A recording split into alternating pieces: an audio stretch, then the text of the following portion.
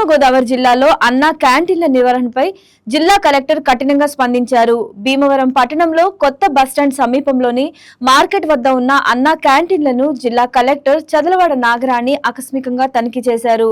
పేద మరియు మధ్యతరగతి ప్రజలకు అందించే భోజనంలో నాణ్యత, పరిశుభ్రత మరియు సేవల విషయంలో ఎలాంటి రాజీ ఉండబోదని కలెక్టర్ స్పష్టం చేశారు.